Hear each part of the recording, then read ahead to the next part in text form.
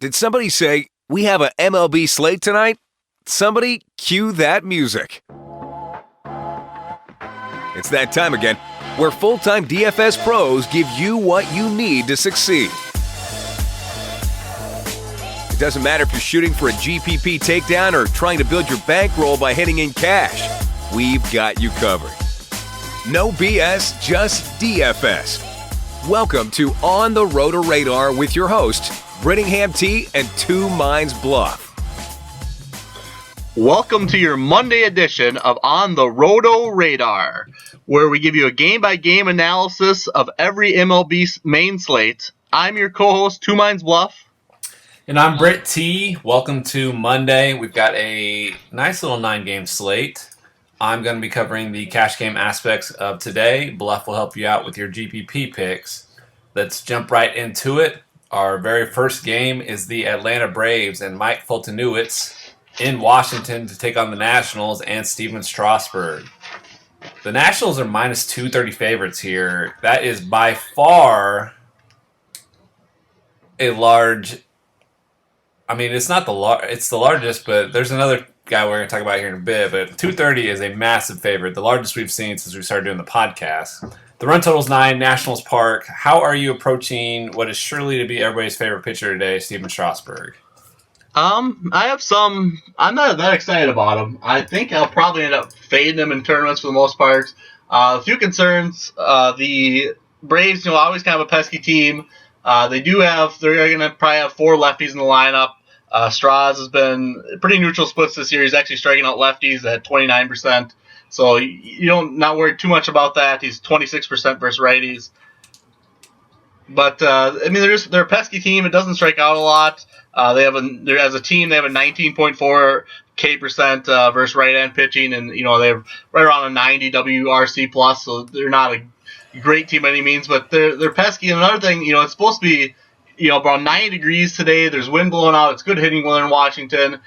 Strasburg's always kind of struggled in warmer games when the weather gets a little better. I mean, obviously lately he's showing that huge K upside that we like to see out of pitchers we go for. But at his super elevated price today and likely to be pretty popular, I'm kind of thinking I'm going to stay away from him. What do you think? What are you seeing? Well, that's interesting you say that, because in cash games, you're just getting too cute if you fade Strasburg. You're hoping for a blow up, and the indicators just aren't there. In cash games, you play Strasburg on both sites as your SP1, and on DraftKings, you figure out SP2, but Strasburg is the guy. You pay up for him. The indicators, like I mentioned, he's the overall biggest favorite. 230 is a massive favorite. He's at home.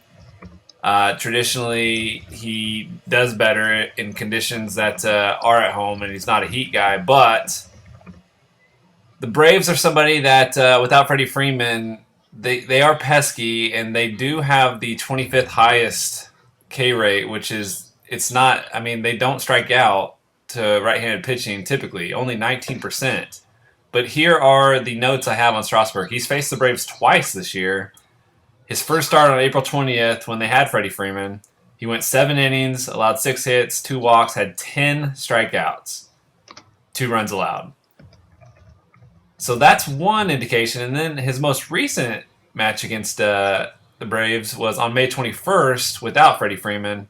7.2 innings, 5 hits allowed, 1 walk, 11 strikeouts, 2 runs allowed, got the win and quality start. So it appears that the strikeout upside is not going to factor in here, even though on paper it's a big red flag if you're paying that much against a team that only strikes out 19%. So in cash games, it's Steven Strasburg, 100%, your top guy. You just plug him in. As far as the hitting, you got Foltynewicz on the other side, who has always struggled versus left-hand bats. It's gonna be nice and warm in Washington today. So great spot again for Bryce Harper, Daniel Murphy. Matt Wieters is an interesting catching play. Brian Goodwin, if he is batting towards the top instead of the bottom, I would imagine today he would bat towards the top versus a pitcher you want left hands. Yep, he'll be second. Yeah. Well, they've been switching around even versus righties. Sometimes he bats eighth. I think he's earning the spot over Defoe. I think they gave Defoe a shot and realized he wasn't getting anything done. Terrible. It's been a good one. Yep. So yeah, Goodwin's definitely in play, especially he's really cheap on DraftKings and FanDuel, so makes it an interesting punt. Fulton Newitz, he's been pretty good versus right hand pitching. He's got about a 3.5 xFIP, 21% K rate. Then lefties, he's got a 4.7. He's always struggled with giving up the long ball to left hand bats too. So definitely a great spot for Bryce Harper. What are you seeing? Yeah, let me throw this at you too. All the lefties are going to be in play for me for the Nationals. They have a healthy run total of 5.25, which is the fourth highest on the slate. And what I'd like to see today is Ryan Zimmerman at first base is actually on the day-to-day watch. So if Adam Lind makes the lineup, this is a great spot to fire up Adam Lind at his cheap price. You'll see him in cash games because of that value you get. And you mentioned Fulton Newitz is the guy that's allowing a hard hit rate of 33%, a fly ball rate of 35%, only striking out 18% of left-handed bats. So if I can get a power hitting first baseman for cheap, who will be hitting, they've been slotting him in cleanup when he fills in for Zimmerman behind Bryce Harper. That's an elite spot for cash games. And again, all the left-handed bats are in play. If you can afford Daniel Murphy at second base, if you can afford Bryce Harper in the outfield, they're tier 1 guys. Matt Wieters at catcher, his price has dropped. He's always a safe-ish play. And you mentioned Brian Goodwin is the dead minimum on FanDuel at 2K, and on DraftKings, he comes in at, I believe it's 2.7K. Yeah. I mean, that's just silly low pricing for a guy hitting in front of Bryce Harper if he gets that 2 spot again. Yeah, it'll be interesting what they do with the lineup. I think Zimmerman probably will be out. I'd say he's more likely to be out than play today. I'm thinking they'll probably bump Rendon up and split up the lefties, though, because I don't think they want to go Goodwin, Harper, Lynn, Murphy, 4 lefties in a row. So, I don't know. It depends what they're thinking. But, still love Lynn. He'll probably bat, 4th or 5th. Great spot, cheap. Should be very popular, I would think, for people that want to pay down at first base. But Fulton Newitz definitely a guy you want to target with lefties. I think that's pretty much wrap up this game. Yep. Going on to our next one, we have the Colorado Rockies and Kyle Freeland in Pittsburgh to take on the Pirates and Jameson Taillon. The Pirates are minus 132 favorites. It's a 9-run total. I didn't have interest in Taillon when I did my initial research, but they've actually... he's a unique story today. This is his first start since he went on the DL for testicular cancer. So he hasn't pitched since May 5th. But I didn't realize, I dig deeper today, he's thrown 3 rehab starts in the minors. So he's fully stretched out. So he immediately, in this spot, is one of the SP2 guys I'm really looking at. Do you have any thoughts on Jameson Taillon? Yeah, I mean, his price is right. He'll have no limitations today. They said that he'll be full go. But this Rockies lineup is hitting the ball well for me. It's going to be warm in Pittsburgh. It's warm. It's getting warm everywhere, so that's really not a huge thing. But I mean, his strikeout upside just really isn't there for me. He's not a guy that gets you a lot of strikeouts. You need him to pitch deep and pitch well. And, there's going to be a lot of emotion, a lot of adrenaline here and stuff like that. And for me, I don't have any interest. I just would rather go somewhere else. Well, I agree with you to an extent here, especially the adrenaline thing. It's going to be, I mean, from a human aspect, it's going to be fun to watch and just to see his emotions and how the crowd reacts and his teammates and stuff. It's one of those rare moments in sports where it's beyond the game. But the thing that sticks out for me is today, SP2 on DraftKings is brutal. It's so hard to figure out. Everyone's going to have Strasburg pretty much in every cash game. And then GPP, I bet you see tons of Strasburg. SP2, he's only 6,800 on DraftKings. If he can get me 5 innings with 4 or 5 strikeouts at 6,800, the options we're going to talk about are so limited. I've got interest in Taillon against the Rockies team that strikes out 22% of the time, which is right in the middle, 15th out of 30. I don't know. I like Taillon a lot more than I imagined I would. I mean, I think Taillon is always a decent cash play. He's relatively safe. He doesn't blow up too often, and he usually pitches fairly well. For GPPs, it's a little tougher for me. You're right. The slate is kind of lacking other pitching options. so definitely makes you have to consider him quite a bit. But typically, I'm not a big fan of playing him just because he rarely has that monster game. That being said, this in at home, you want him at home. He gets to face a pitching spot, and this, like you said, this Rockies team does. Can offer you some strikeout upside if he's on. He does strike out righties more, and it's going to be a righty-heavy lineup. If he gets Trevor Story, gets Mark Reynolds in there, good spot for K's there. Depends what catcher goes. They kind of have a complete rolling catching. I mean, you can't really figure out who. For me, anyway, I can't figure out who they play each day. Desmond also a decent strikeout target. So I mean, it's not a bad matchup at all. Still a spot. I might end up going there at some, but it's definitely a place I'll be watching for the lineup. But it's just not typically a GPP spot I go to just because I try to find higher upside guys, and he's usually pretty popular too. Especially today, I think he might be pretty popular at his price point. How about usually we like to attack left-handed pitching with the right-handed bats of the Pirates, but I've got a lot of respect for Kyle Freeland, the Rockies starter.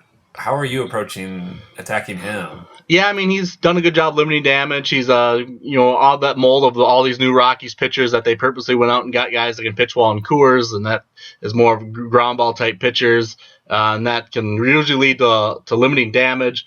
He has been pretty bad versus righties though still, so when you're going to get all these righties in the lineup, it's definitely a spot to consider grabbing some hitters here. Versus lefties, he's got a 27% K rate. Versus righties is only 11%. His xFIP versus righties is over 5.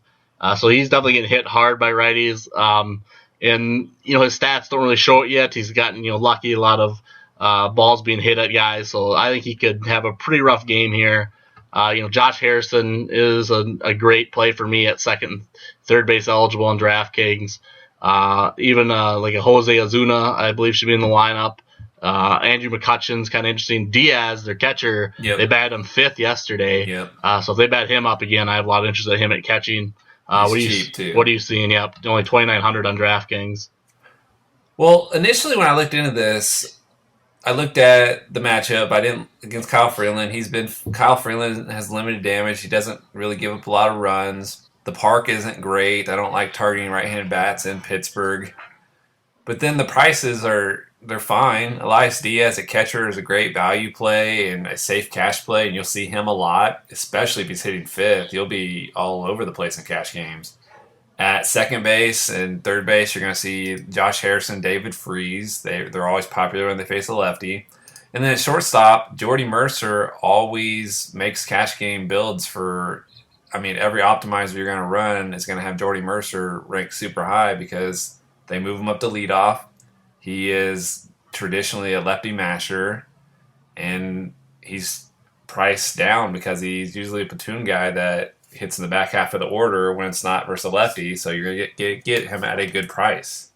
Andrew McCutchen in the outfield never really clicks because he's hitting 6th, even though he's probably their most consistent and best hitter right now.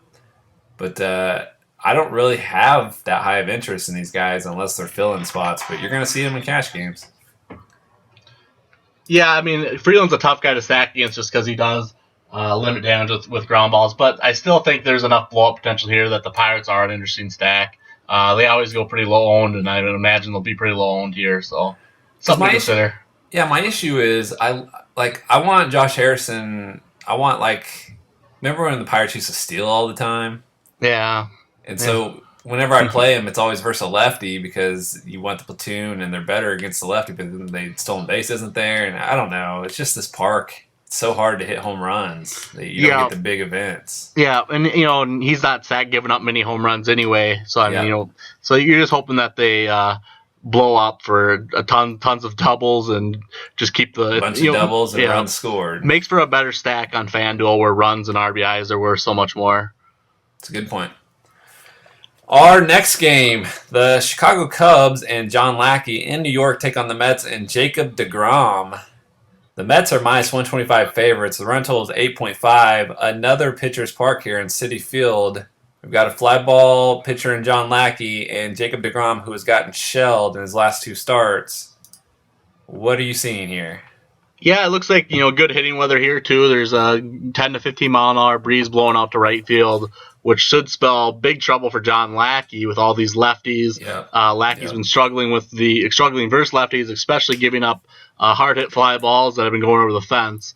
So you got to have a lot of interest in, like, Michael Conforto, obviously, Jay Bruce, Cabrera, Neil Walker, Lucas Duda, all make great plays. And, Cespedes is back, so he should be batting 3. And that makes their lineup much, much more deadly. It's so hard to get through that Cespedes.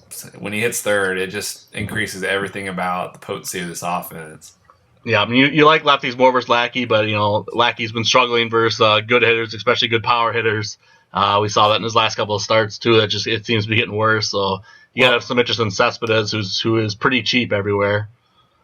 Yeah, and you mentioned he's been getting hit really hard by lefties. It's 37.5% hard hit and a 36% fly ball, only striking out 18%. That's 2.35 home runs per 9 he's given up this season. He's not John Lackey of old. He's not. He doesn't. The namesake is going to put a lot of people off this matchup. But you can target Lackey now. He's not the guy that was. He's just getting hit hard this season. Yeah, and it's he's giving up hard contact from both sides of the plate, too. It's like 37.5 versus lefties, and it's actually 38% versus righties. So, I mean, both sides are hitting him hard. Lefties are having better results just because he's always been easier to hit from the left side of the plate, which, makes sense. He's your typical righty. As far as DeGrom, I don't know. I don't know what to think about him. He's been getting hit super hard. He's had back-to-back awful starts, and if you look at the underlying numbers of those starts, it actually looks like he was lucky they weren't worse than what they were. I mean, it was just scary to think. But at the same point, he's got a ability to silence everybody. We saw when he dominated the Nationals lineup earlier this year a couple of times, and you still love his upside. A lot of people are going to be off him today. And this Cubs team, we talked about a bit. They don't offer the massive K upside with Zobrist and Hayward back. But, if Addison Russell and Contreras and Schwarber in the lineup today, there's a lot of Ks. DeGrom, he strikes out righties better, 32%, almost 33%, and down, but still 27% versus lefties. There's going to be probably 5 lefties in his lineup, so, it's not the greatest spot in the world, but he gets the pitching spot. He's at home. Super low owned. I have a lot of interest in him in GPPs, going back to the well, and just hope he turns it around and shows one of his early games and not one of these last 2. Yeah, I'll tell you this much. DeGrom in cash games will be no one's going to play him. He's just too risky at this point. He is GPP only as far as just the average person that plays DFS when they look at box scores and just recency bias. You won't see DeGrom hardly anywhere. And on paper, and what Vegas is telling us is the matchup is okay. He's the 4th biggest favorite. It's minus 125, but he's at home. He's still striking out 29.9% on the season. The Cubs have the 2nd lowest projected team total at 4.10 runs. He had double-digit strikeouts in 6 of his last 9 starts before his prior 2 blow-ups.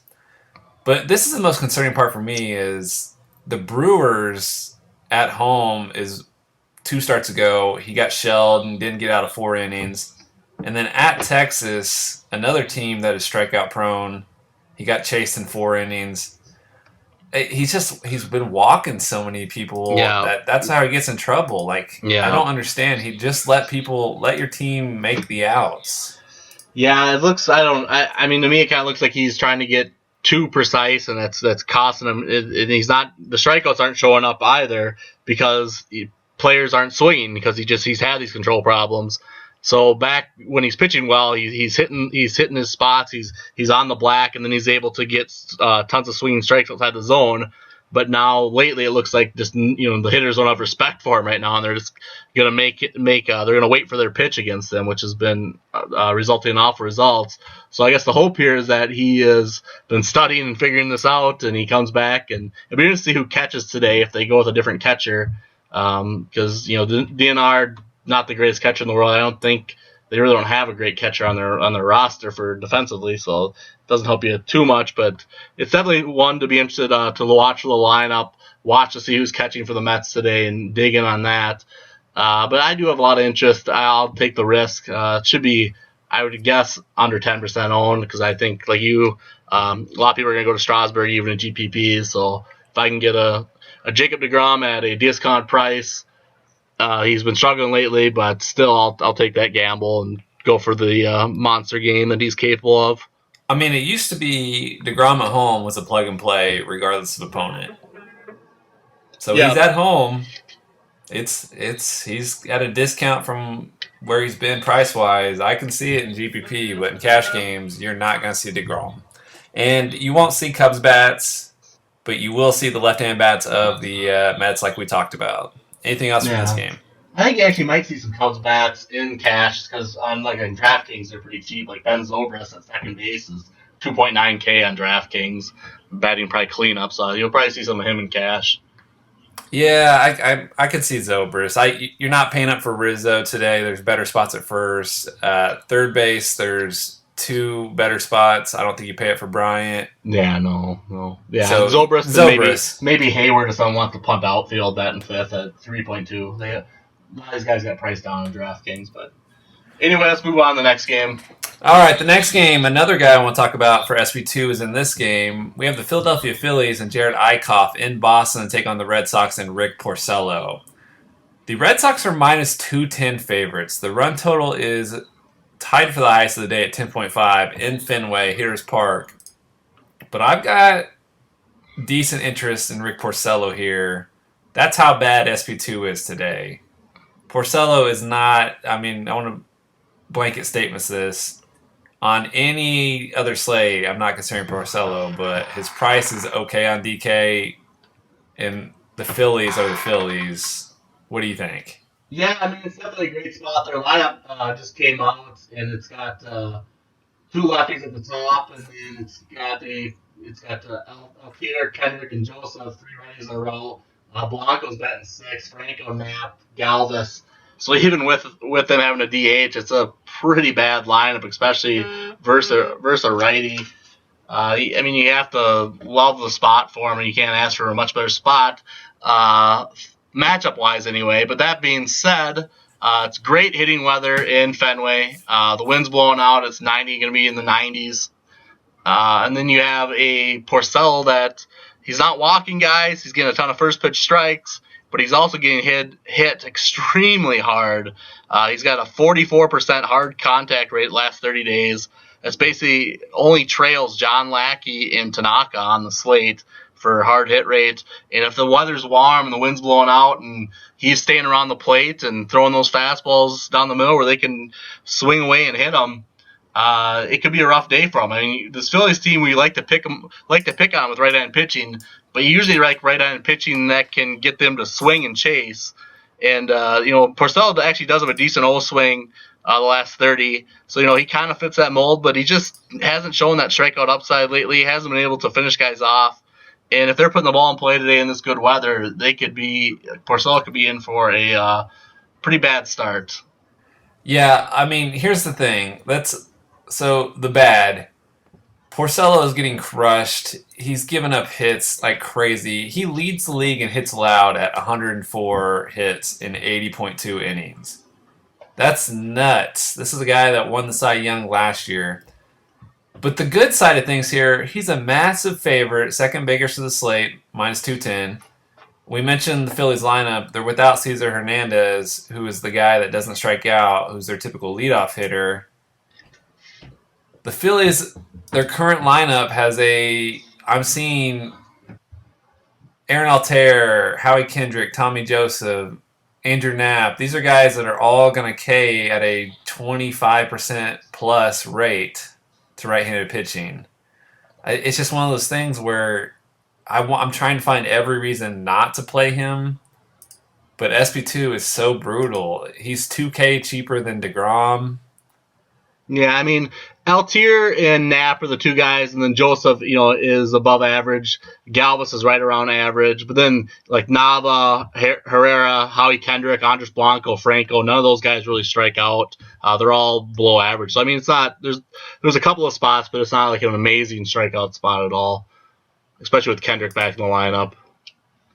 Well, here's my disclaimer. I I'm not going to roster Rick Porcello. I'm going to do everything I can to not roster Rick Porcello, but you will see him in cash games as SP2 because of the Vegas data. He will show up in a lot of your matchups, so just be prepared. It's a tough spot to figure out because he really could have a good game here. I mean, this Phillies team, we've seen how bad they can hit versus anybody. But I mean, who are you afraid of? Really, it's Odubel Herrera leading off is the only guy that scares me. You're afraid of nobody, but at the same point, you're afraid of a lot of. I mean, like Franco could be in a great spot to hit a couple of homers or versus him. Any balls hit towards the monster today should carry well. It could be a high scoring game. Well, what about? Odubel Herrera. I mentioned him. He's the only guy I'm interested in. He's still popular in cash games because this guy, he's now hitting leadoff. We mentioned Porcello's struggles. It's 358 WOBA left-hand bat, 7 home runs in 38 innings, hard hit rate of 44%, fly ball rate of 50%. I mean, that's insane. So he's a guy I'm looking at, and you'll see in cash games. But there's no other Philly bat I'm interested in. How about Philly bats for you? And then talk to me about these Red Sox hitters against Jared Eichhoff because the Red Sox are always super popular.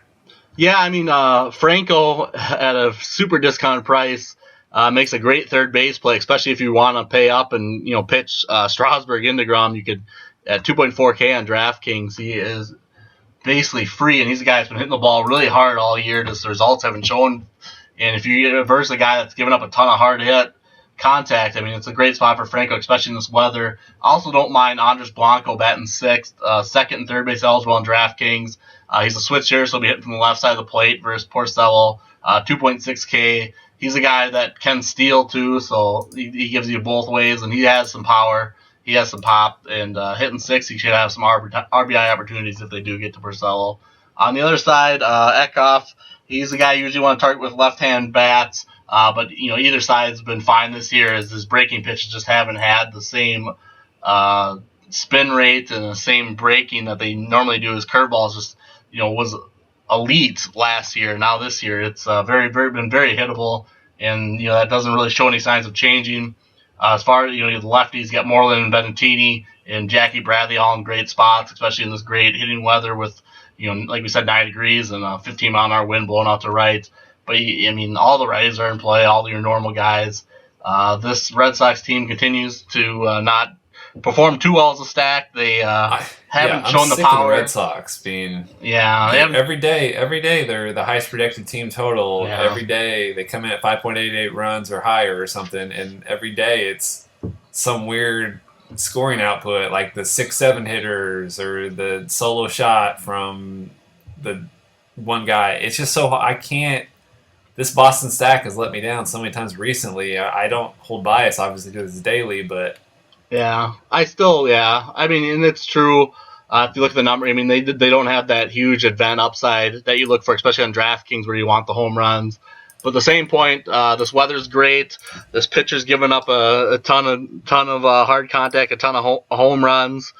He's not getting any strikes. He's not getting any swinging strikes. He got one of the worst O-swing percents at 24% on the slate the last 30 days. This could be a spot, especially in this weather in Fenway, where we could see them piling a ton of runs. Mookie's been hitting the ball better lately. They're daring you to take him. He gets cheaper and cheaper each day. 3.7K on FanDuel and 4.6K on DraftKings from Mookie Betts.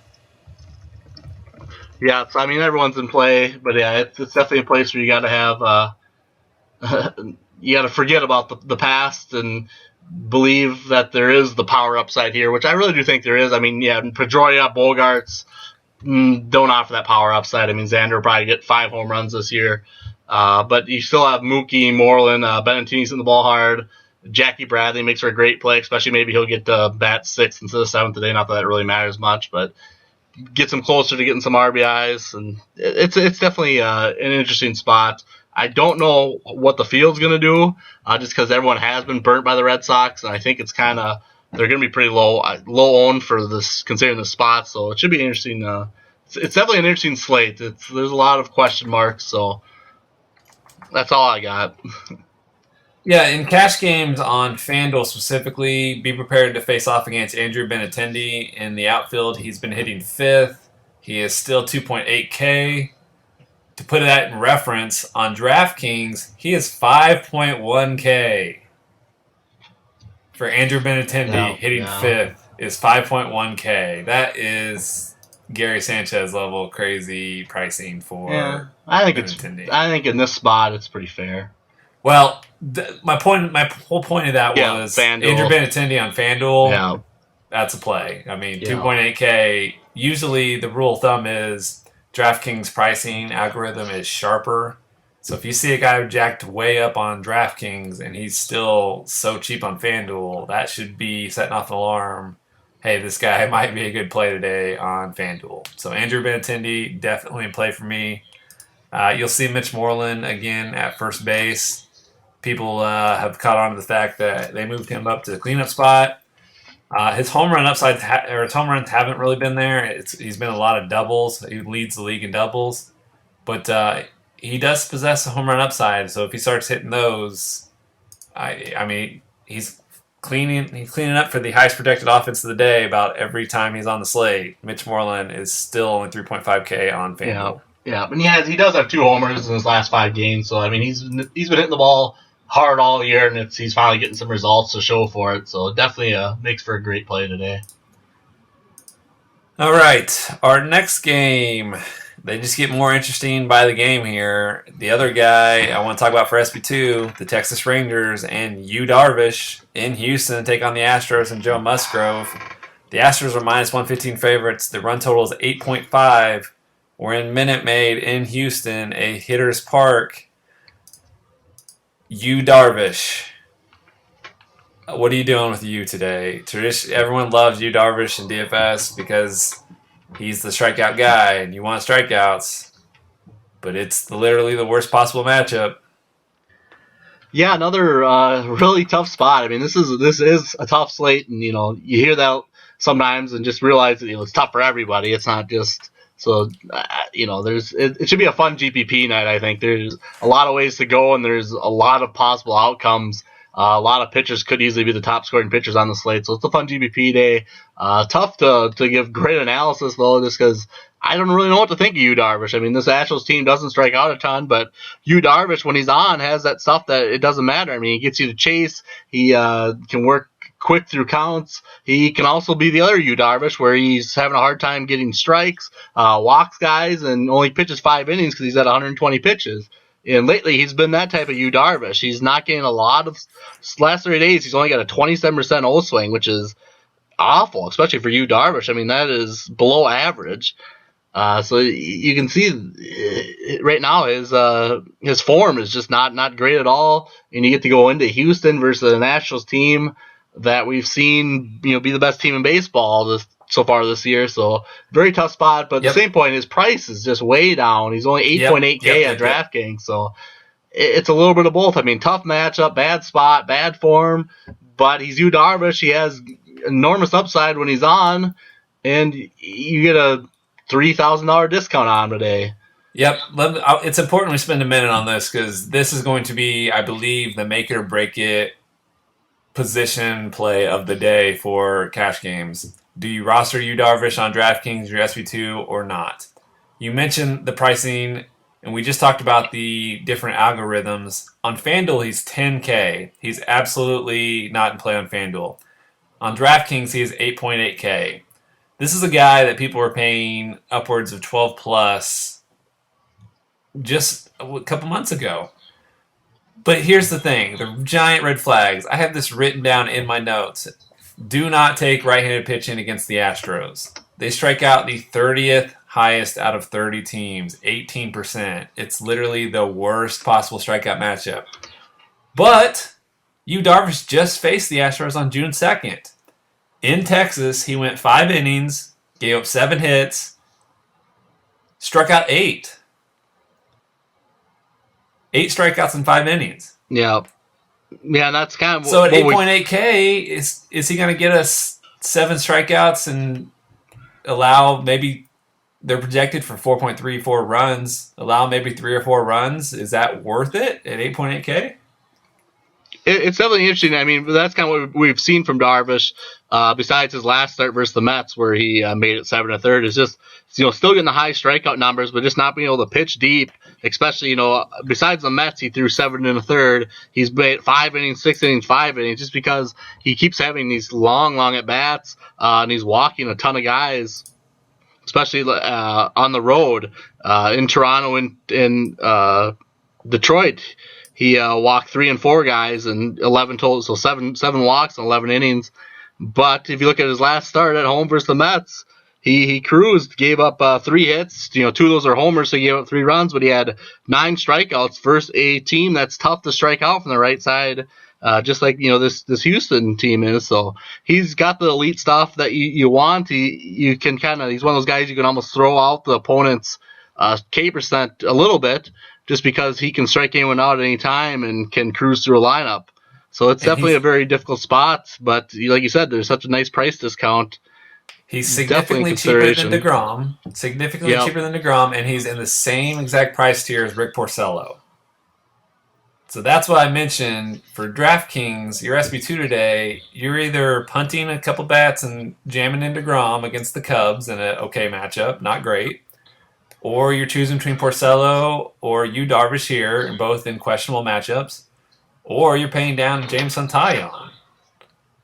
Yeah, and if I'm looking, at DraftKings at the price, 8.8 to 8.6, it's not even close for me. It's Darvish by 2 miles over Porcello. That's that, and I believe you're correct on the play. I agree with you. You take the guy with the strikeout upside, even though all the red flags are there. That's why I was saying I have so much more interest in Jameson Taillon, knowing he's not going to be on a pitch count. I almost would rather just pay down or pay up. I don't. Right-handed pitch against the Astros, it's so tricky today. Yeah, and you're not taking any of the Astros bats. Let's put that out there. It's not. Darvish is still elite as far as he doesn't allow a lot of, when he gets hit, it's usually a solo home run.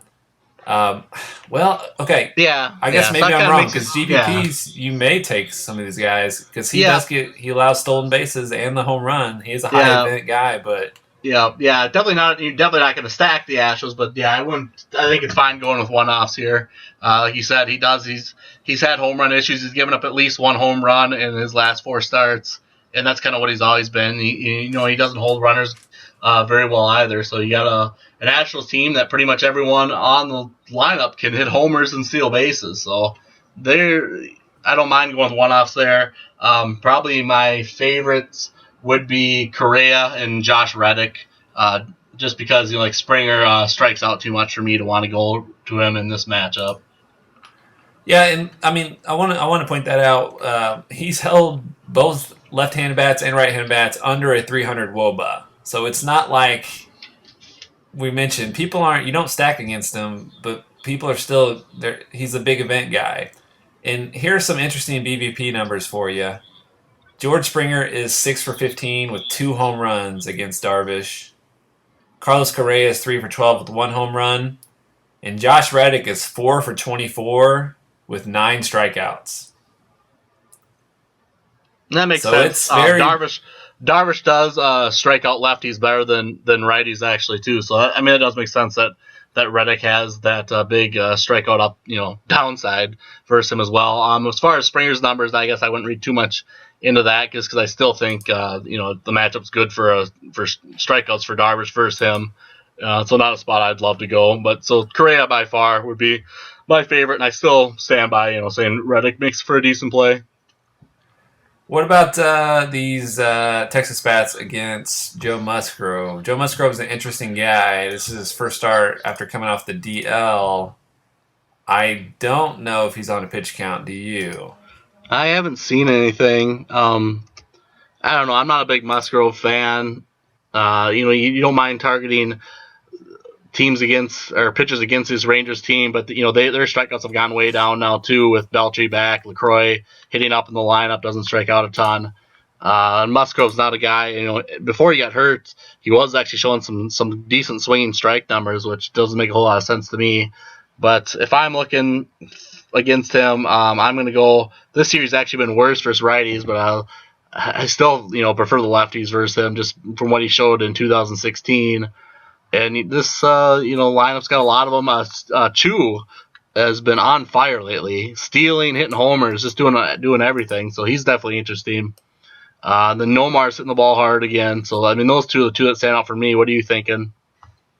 I've got one play only from this game, from the hitting side, and it's at shortstop. I've got a lot of interest in Elvis Andrus.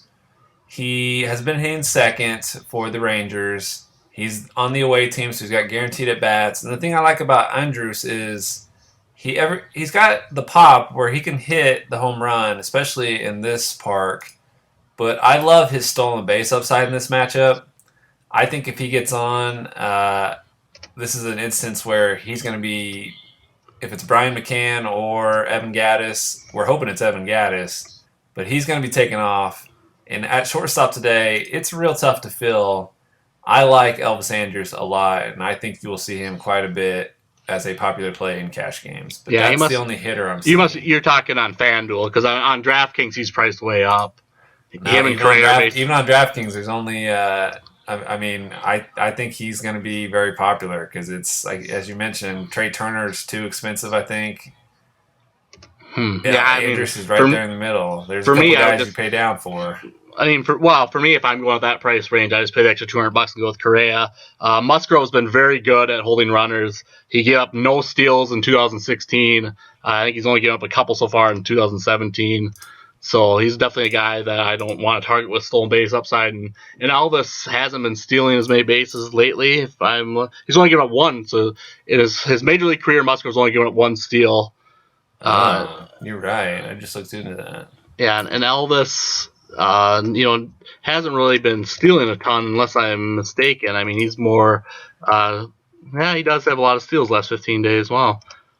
Yeah, that's what I've been targeting Andrus because he's been getting the green light when he gets on, and he's been that guy where he's got the event upside for not only getting on base but home runs and stolen bases. But you're right, Joe Musgrove is much better. I guess I was just looking at the catcher matchup. I wasn't afraid of Gattis or McCann. Yeah, you never are. But yeah, Musgrove's been pretty good, and he's had those catchers. Well, I mean, last year he had Castro, which makes a huge difference. Castro's one of the better defensive catchers in the league. But yeah, so far this year he's only allowed one steal, so it's something to be a little concerned about, and especially at his price. I still like him on FanDuel, where I'm guessing he's probably in the low threes. He's 3.3K on FanDuel. Yeah. DraftKings, you're right. It's a lot more hesitation to roster him.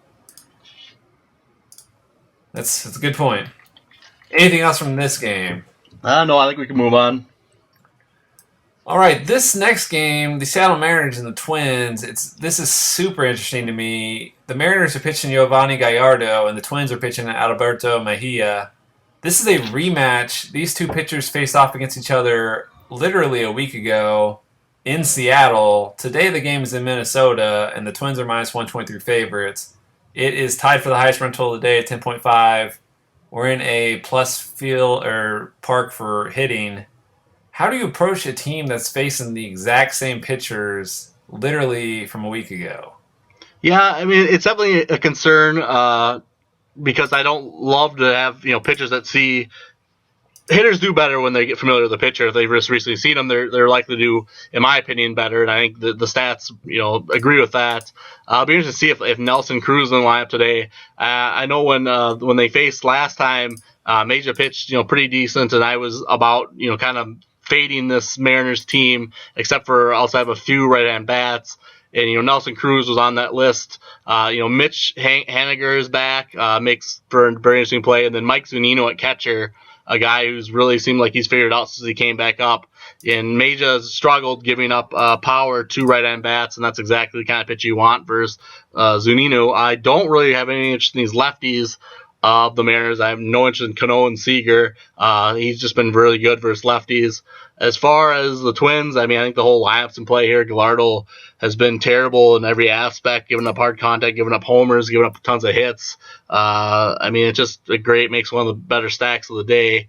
It'll be interesting to see what the lineup is. They finally got Eduardo Escobar. I've been trying to play him like every day. They finally got him in the lineup yesterday.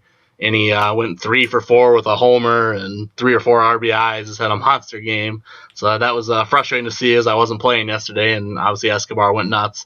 And that kind of sums up my MLB season so far. But Yeah, I love this twin stack. I don't mind some one-offs from Seattle. There is some weather issues here, but from what I'm seeing, it sounds like it shouldn't affect it too much. This game more likely should play. The biggest risk is that a big storm hits later in the game, maybe cuts it an inning or two short. But I think that risk is pretty low. What are you thinking? Well, the Twins are sneaky here, as in people aren't that they don't love playing Twins bats. It's just one of those things this season. You don't see a lot of people stacking the Twins, but they have the second highest projected team total at 5.39 runs. They're in a better hitter's park this time. And the last matchup against Gallardo, as I mentioned, his last start on June 7th, they tagged him for 5 runs. He's been getting hit really hard by right-handed bats. And I love matchups where I can target Brian Dozier at second base and Miguel Sano at third base.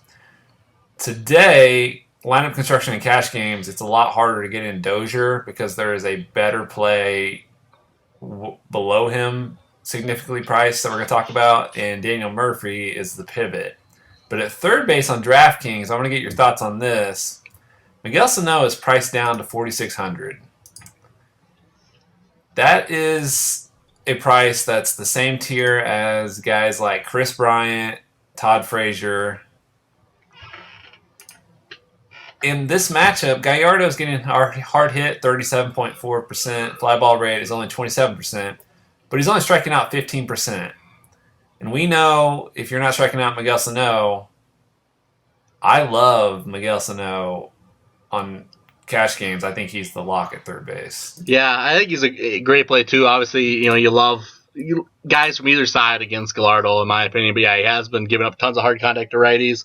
One thing, Sano has kind of looked lost at the plate in the last week, but you do love him versus a pitcher that can't strike him out, because that's been his biggest problem, is a lot of strikeouts. So this is a great spot for him to bounce back. And yeah, he's my favorite third baseman on the slate by a good deal. So I'll be having a lot of Miguel Sano myself. And I mentioned Brian Dozier. I want to make sure Brian Dozier is an excellent play. He is my top-rated second baseman overall. There's just a second baseman that's way underpriced for the Padres that we're going to talk about in a bit. Yeah. But if you're paying up for Dozier, he's not that expensive, and he's in one of his hot streaks. He's got a hit in his last 7 games. Yep, Dozier's always a lot better as the year goes on. He does a lot better when it gets warmer. And that's when you really start seeing his home run upside show too, is when it gets warmer. Now, it's going to be in the 80s today. Doesn't look like, I'm surprised the humidity is low. I guess that makes sense with storms. I'm not much of a weather genius, but I guess that does sort of make sense that the humidity is less than you'd think it would be today. But yeah, a great spot for him. Gallardo's getting hit super hard. Dozier, has been hot. He also stole another base yesterday, so he's got that going for him. So yeah, Dozier definitely one of the top plays on the slate, one of the top plays at second base. Yeah, and again, I can't stress it enough. Twins have the second highest projected team total. You don't see that very often, the Twins that high. Well, now the Mariners, you see the Twins up there quite a bit, especially at home where it's a nice hitting park. I don't see them this high very often. They're above the Nationals, the Orioles. I don't know. That just tells me they're a great place today. They scored what? Brian Buxton even hit a homer in San Francisco yesterday. Watch out. Now, the other side, anytime you see... no comment on that Brian Buxton hit a homer to left field in San Francisco? What are the chances of that? I used to roster Byron Buxton all the time when he hit leadoff. I don't want to talk about him. I have high hopes for him. I still think that someday he'll put it together and not strike out all the time. Yeah, I do too. And he's an amazing outfielder. That guy's got pop and speed. It's awesome.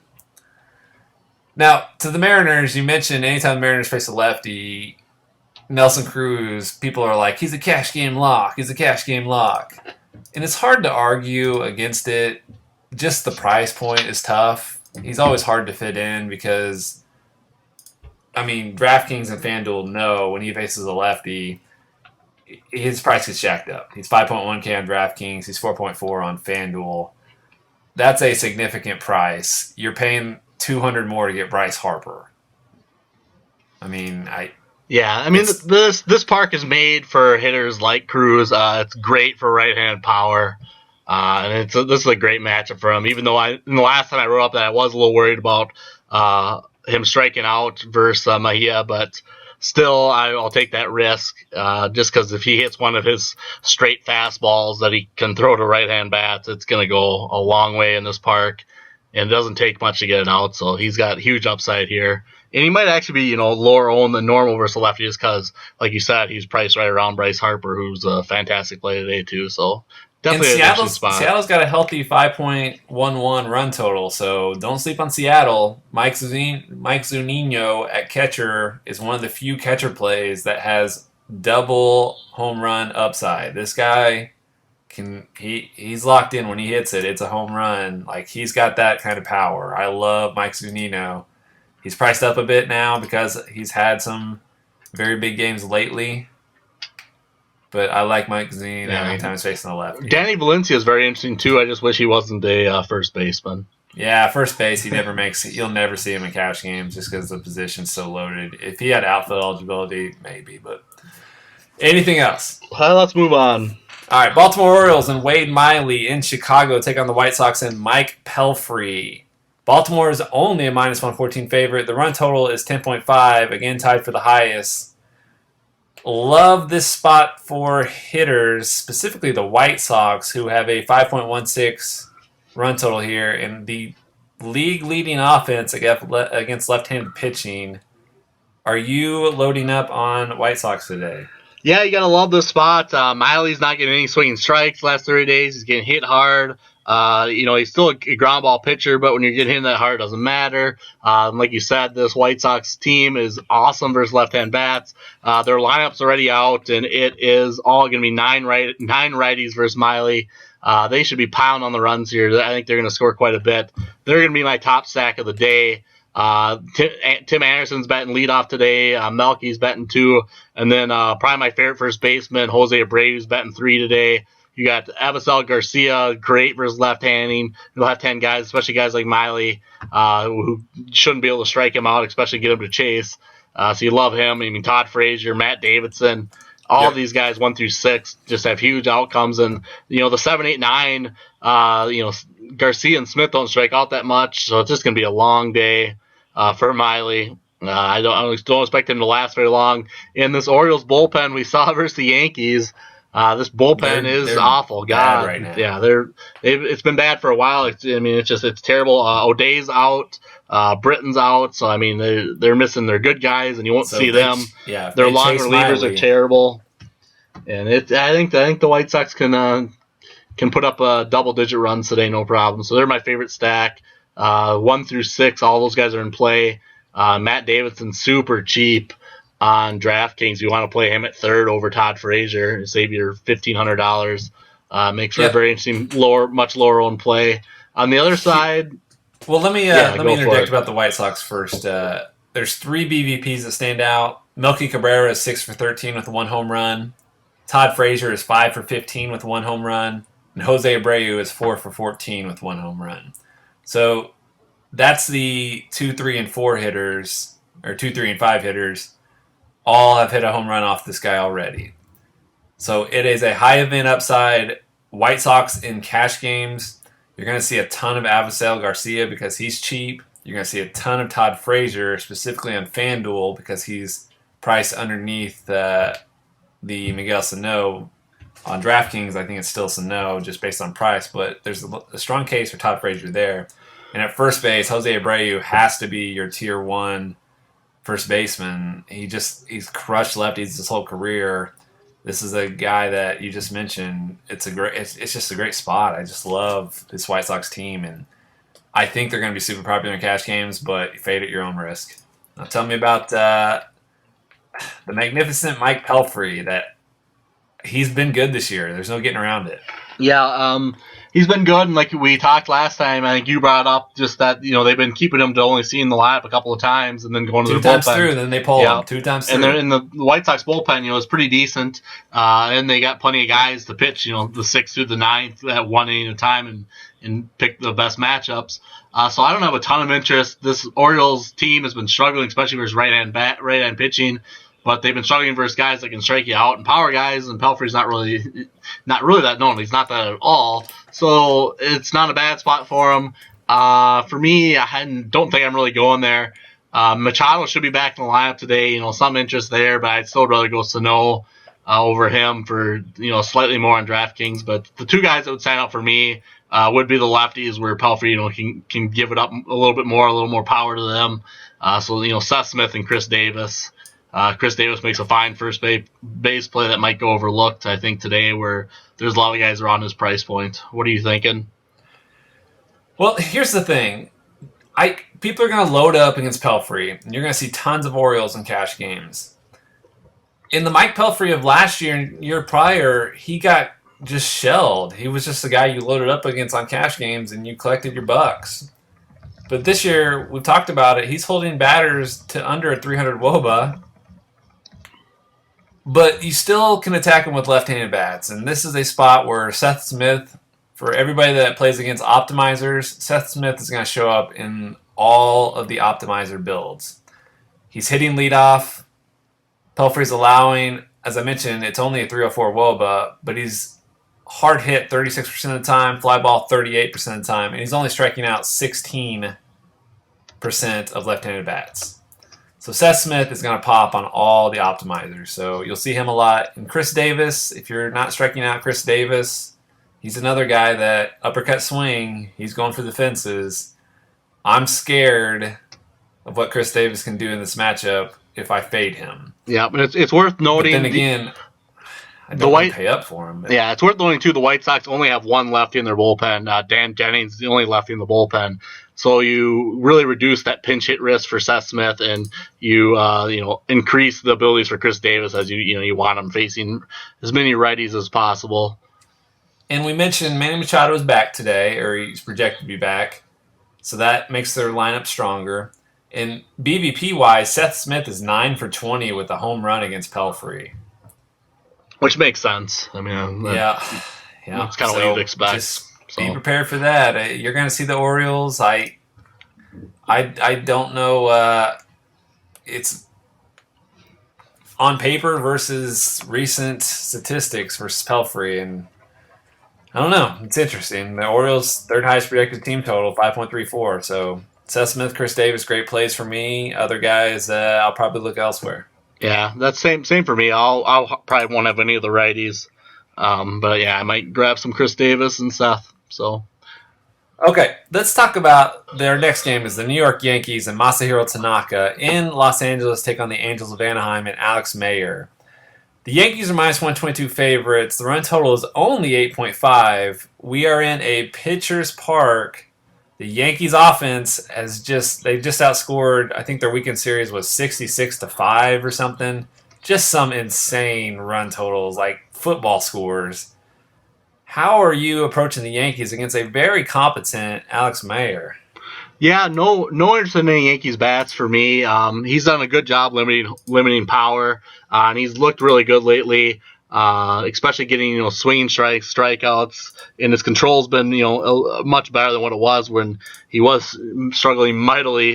His issue is walks. Yeah, and especially he's really good for his right hand bats, and that's your Judges, your Holiday, Castro, Sanchez, all hit from the right side. So yeah, no interest here, especially pitching park. The weather is going to be like it almost always is. There's going to be the marine layer. It's going to be in effect today. It's going to hold the ball back, make it much harder to hit homers, and that's kind of what this Yankees team depends on, is the power. So not any interest for me at all in any of these guys, even Gardner or Hicks from the left side. Just I think better spots at their prices. Mayer, not an awful GPP play. I don't think anyone's going to play him after seeing this Yankees. I think that's an amazing GPP play because he's got there's definite strikeout upside here. It's going to be interesting to see. Hopefully, Chris Carter's in the lineup. That'd be great for him. Just be interested to see what this lineup comes out at, and I'll definitely be updating my model for the strikeout projection as soon as that comes, because he's definitely on my radar. On the other side, Tanaka. Like we said, he's getting hit as hard as anyone in the league. Guy that was my pick to contend to win AL Cy Young to start the season. Looked amazing in spring training. Strikeout upside was way up in spring training. He's getting a ton of swinging strikes. And if you look at his stats, I mean, he's getting a ton of swinging strikes still. He's getting a ton of people to chase. But he just when he leaves the pass over the plate, it's getting hit a mile, and that's definitely a great part for him here. The strikeout. The Angels have the third lowest projected team total of 4.12 runs, which but makes Tanaka sense. has not been great. Which makes sense. Again, this Angels team, like we went with Musgrove, I mean, they're a team that doesn't chase, and they're a team that will take their walks. With Peacock, and that's kind of what I said about Peacock, is that I don't see the strikeouts, and I think he is going to struggle with his control, and what he had shown that he's been walking guys, and that's exactly what he did, and with a short start. Tanaka, not too many problems with his control, so I think he can put up a decent game here. I wish his price was a little cheaper. 7.8K for his recent output. Besides that, A's game is a little high, but I definitely think he's a very interesting GPP SP2. He's showing the ability to get swinging strikes, and he could have a pretty decent game here. And when he's on, he makes quick work of it. So he definitely has that complete game upside, because he doesn't waste a lot of pitches, and he's gets to his lineup quick, and so he definitely on my list for SP2s today. What are you thinking? I'm not touching Tanaka. I'm not touching Alex Meyer. It's just too risky of spots, in my opinion. I don't want, even against, it's just not, I don't want to mess with it. I'm just going to go Taillon or up to Darvish or up to DeGrom. Yankees bats are going to be super popular because they're the Yankees, and people saw what they did over the weekend. I don't know how much you played this weekend, as far as, obviously you didn't play a lot of cash games, but the ownership on Gary Sanchez was laughable. The guy was 5K plus on DraftKings, and he was like 30% owned, and he hit value. It's pretty gross. Yeah, that I played Saturday, and that eighth inning homer cost me my profitable day. I didn't have any Sanchez, so I just needed to dodge that eighth inning homer. Yeah, I bring that up to say that today, if you see Yankees in cash games when you open up a head-to-head or something, it's okay. They're not going to go crazy like they did. If they do, I'll eat my own words here, but they're only projected for a 4.38 run total. I don't see them in this park. It's just not the same against a much more competent pitcher. No Yankees for me. There's better plays than Brett Gardner in the outfield. There's better plays than Aaron Hicks in the outfield. And you mentioned the right-handed bats is what Meyer's been good at, so I'm not going after any right-handed bats. Yeah. Now, what do you make of Cameron Maybin stealing multiple bases every time out? Yeah, I mean, is this something that's popped up on your radar? Because Tanaka's not a guy you steal on, but yeah, that's the thing. I just don't see it there, and I think he's gonna have a tough time. I really think he's gonna have a tough time getting on base. Tanaka's not a guy that walks guys either, but yeah, Maybin's been hitting the ball very well, getting on base. He has 7 stolen bases in 3 games. Yeah, and he just came back from the DL too. I mean, it's crazy. I've always been a big Maybin fan. When he was with the Marlins and the Tigers, when he came up, he was a huge 5-tool prospect, 20, projected 20 homers, 20 steals, was not 30-30 guy upside. Never really put it all together, always struggled with injuries. But yeah, he's looking good. He's looked good pretty much all season. He's been healthy too, so.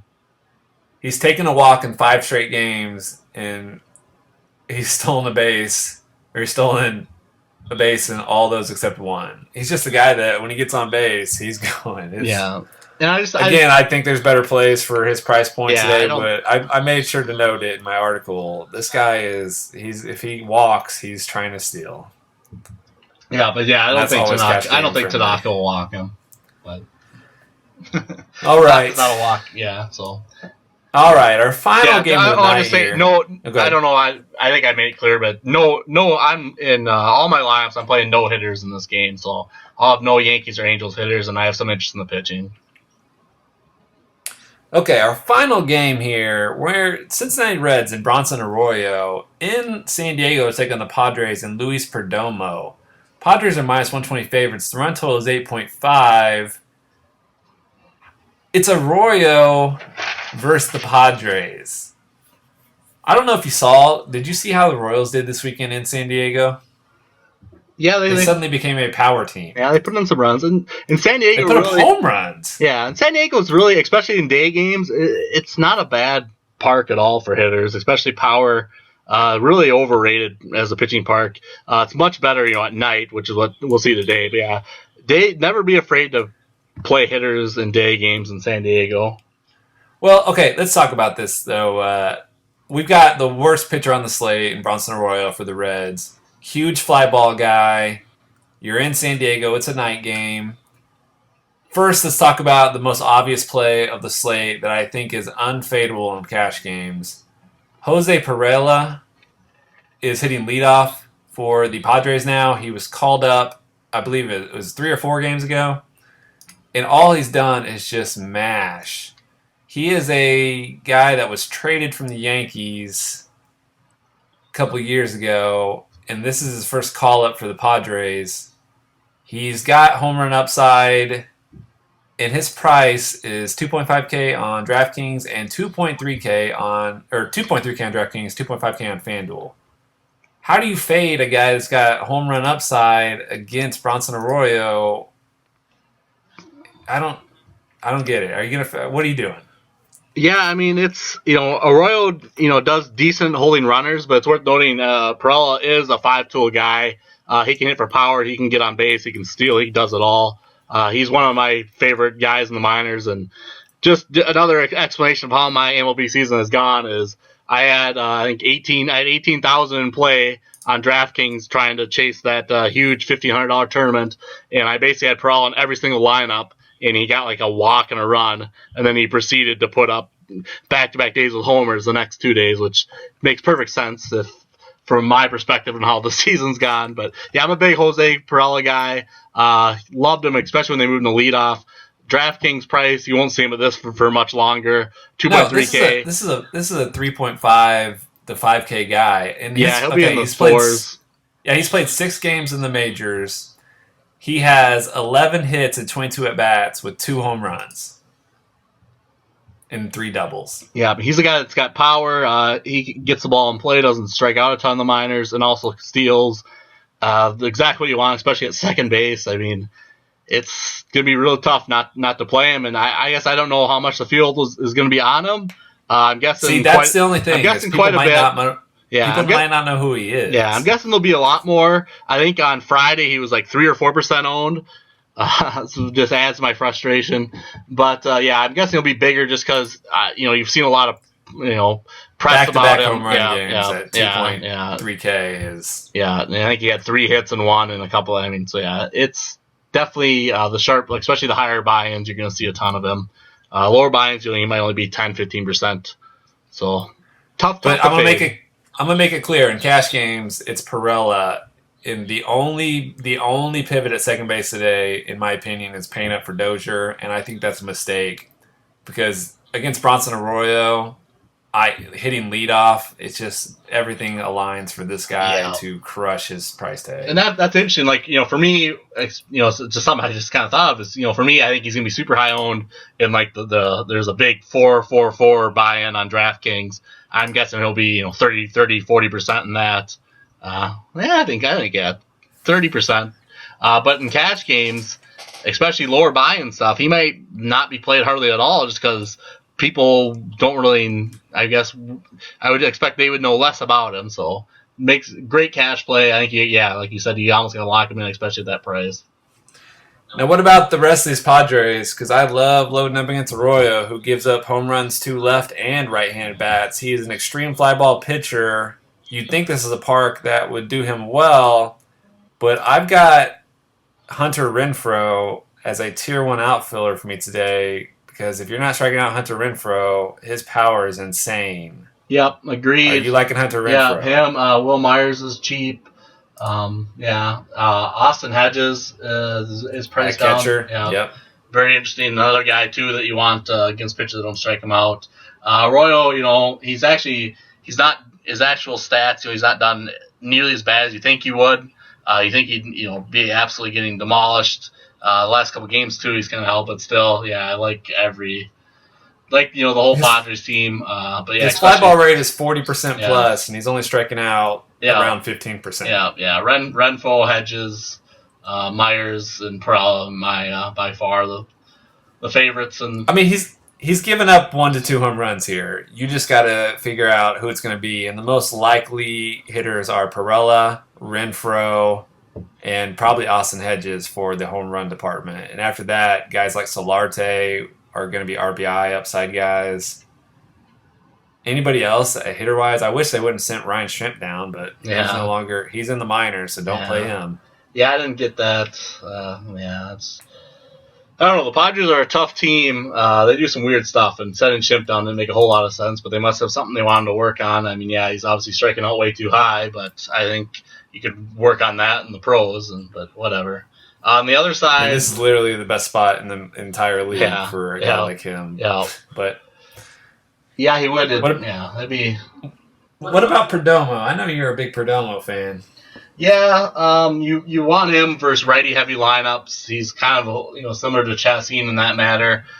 There's gonna be enough lefties in this lineup. I'm assuming Genoa will play over Peraza, and so you're gonna have 5 to 6 lefties in the lineup. So no interest for me here.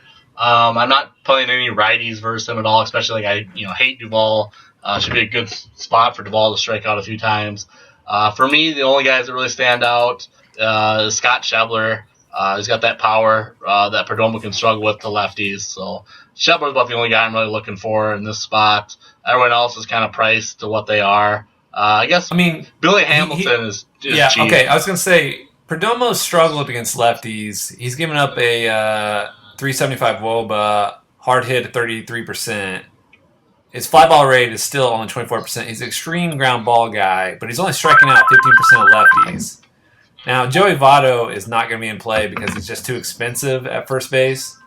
But Billy Hamilton is only 3.9K on DraftKings, and on FanDuel, he's only 3.1K. This is a guy that was 4K on FanDuel, 5K on DraftKings 2 weeks ago. He's what do you got for Perdomo for stolen base? He's dealing with an injury, right, Hamilton? There's something wrong with him. I don't know what it is offhand, though. I'm not sure, but Perdomo is the guy you steal on. He's allowed 15 stolen bases this season. Dating back to 2016, he's allowed 15 stolen bases on. I'm going to say, I only see, so far this year, he's allowed 2 steals on 4 attempts. Yeah, I've got he allowed 12 last. He allowed 12 last year, but it looks like he must have improved something this year for that to be down so much. So you think something's wrong with Hamilton? Yeah, it says he's got an undisclosed injury. Because I don't think he's even. When's the last time Hamilton's attempted a steal? He said he's feeling a little beat up, is his quote. That scares me, especially. I'm not sure what Perdomo's doing. I have to dig. He doesn't have his last stolen base is May 30th. Yeah, so and I don't think he's not even attempting steals, so that gets me off. If he's not attempting steals, you're not playing Billy Hamilton. Yeah. So no interest for Hamilton for me. Maybe my interest is way down there. Yep.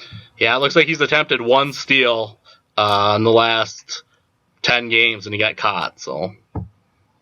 Oof. Yeah, if you're not playing, if he's not stealing, don't play Billy Hamilton. You play him for the stolen base upside. He's not a guy that's going to hit for doubles or average or home runs. Anything else from that game? No, that's pretty much wrap it up. Okay, that's our 9-game slate. To sum up cash game prospects here, your cash game pitcher is Steven Strasburg. Do not get cute. Play Strasburg. On DK, for your SP2, you're either punting a few bats to get in Jacob deGrom in an okay matchup, you're paying middling prices for Yu Darvish or Rick Porcello, or you're paying down for Jameson Taillon in cash games. The teams you want to attack are the Boston Red Sox. You want to stack them. The Minnesota Twins, the whole team is in play. The Orioles lefties, Nationals lefties, White Sox right-handed bats, and I love the Padres power hitters tonight. How about GBP? Yeah, for me, my favorite stacks are the White Sox and the Twins. Pitching-wise, Strasburg's going to be super popular. He's priced up, and for me, I think it's going to be not maybe a complete fade, but I'm going to have much less than him in the field. I am very interested in taking the risk on DeGrom at home. Super risky play. He could do exactly what he's done his last 2 starts and get you negative points, but I think he's going to be super low owned, and he gives you that 30, 40 point upside. I also have some interest in Tanaka, who I expect to be super low owned. I think he has a chance to pitch deep in this game, limit the runs. He's not going to get you a ton of strikeouts. But at his price, if he can get that 8 or 9 inning and get that complete game bonus on DraftKings, makes a lot of sense, especially if he's able to get the win. So those 2 for me are the ones that are sticking out. I agree with you on Jameson. At his price, makes for a decent play. And then also Alex Mayer against the Yankees. No one's going to play him, and he has some great upside in this matchup. So that's what I'm seeing. I think we should just move on to our player draft, I guess. Yep, let's get into it. How did our Friday one turn out? It was close. You had Gordon get you 24. I had Moreland get me 26. And then the rest of our guys didn't do much. You pulled it out. I got a 0 from Conforto and a 3 from Pilar. You got 3 from Harper to match Pilar. And then Betts got you 10 for a nice 8-point victory. So you're 6-3. All right, that means you got first pick. And then, so we're changing up a little bit. We're doing $13,000 salary on DraftKings pricing, and we have to only take one guy from each position. So with the first pick, I'm going to take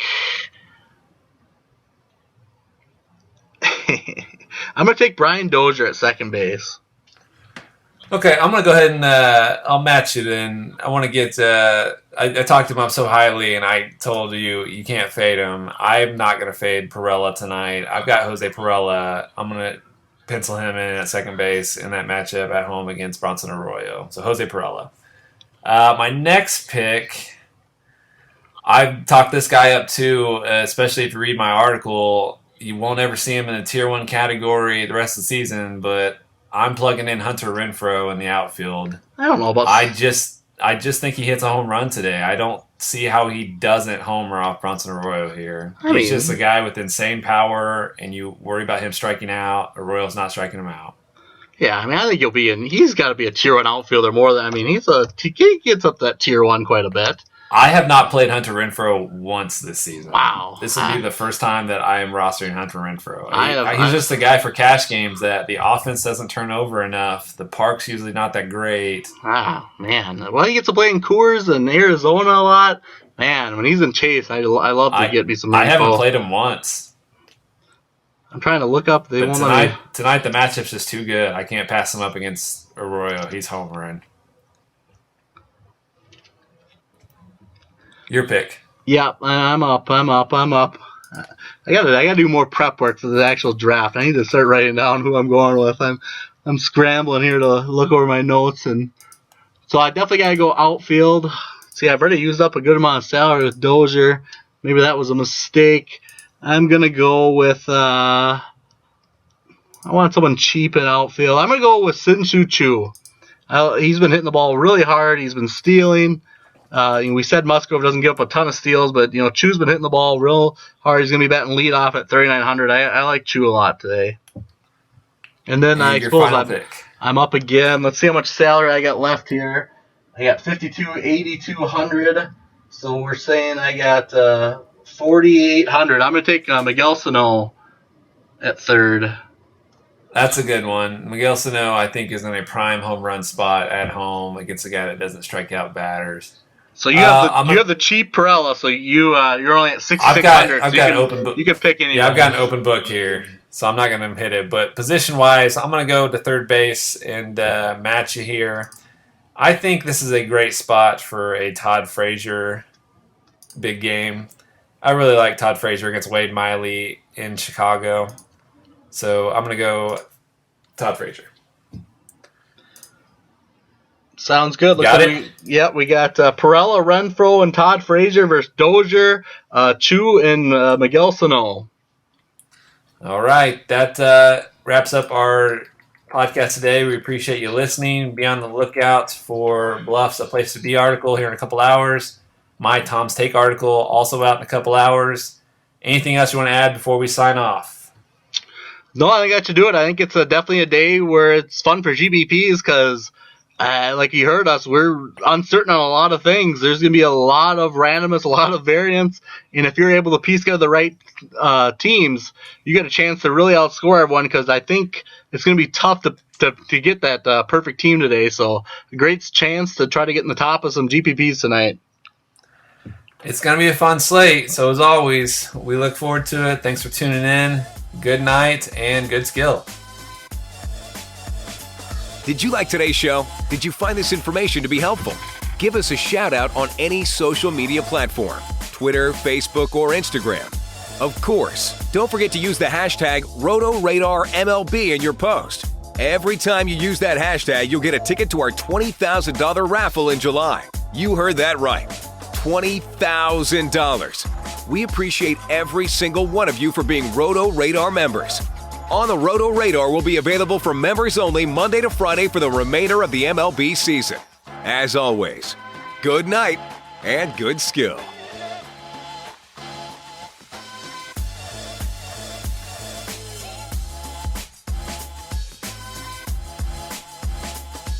For more information on our raffles, head over to our website, www.rotoradar.net.